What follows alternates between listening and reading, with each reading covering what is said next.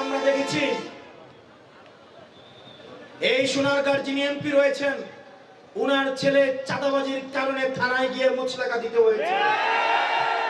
বাপ হচ্ছে এমপি, ছেলে করে চাঁদাবাজি, থানায় গিয়ে দেয় মুচলেকা।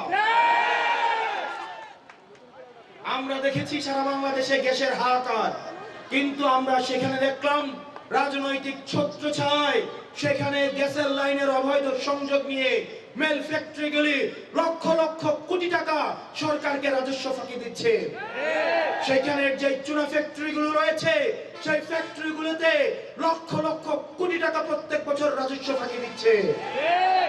আরেকটা গ্রুপ রয়েছে ভূমিদস্যুর গ্রুপ, মাফিয়া গ্রুপ বসুন্ধরা, সেখানে শত শত মাইল মাইল জমি তারা দখল করে নিচ্ছে এবং তাদের কিছু মাফিয়া মিডিয়া সন্ত্রাস রয়েছে, সেটির মধ্য দিয়ে এই ভূমিদস্যু চাঁদাবাজ এবং ধর্ষকদের পক্ষে তারা অবস্থান নিচ্ছে।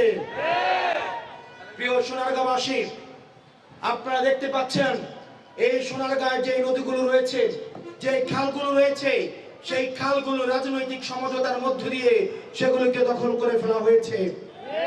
আমরা 24 পরবর্তী বাংলাদেশে এই ধরনের বাংলাদেশ আমরা চাই নাই। ব্যবসায়ীর হাহাকারের মধ্যে রয়েছে, ফুটপাতের হকাররা হাহাকারের মধ্যে রয়েছে, রিকশাওয়ালা ভাইয়ের হাহাকারের মধ্যে রয়েছে। 200 টাকা ইনকাম করলে 50 টাকা বিএনপি ছাত্রদল যুবদলকে চাঁদা দিতে হয়, স্থানীয় এমপিদেরকে চাঁদা দিতে হয়। এই চাঁদাবাজির বাংলাদেশ আর চলবে না। আপনারা যদি মনে করে থাকেন এই চাঁদাবাজির যাত্রা আপনারা অব্যাহত রাখবেন, মনে করার দরকার নাই এভাবে বেশি দিন খাইতে পারবেন।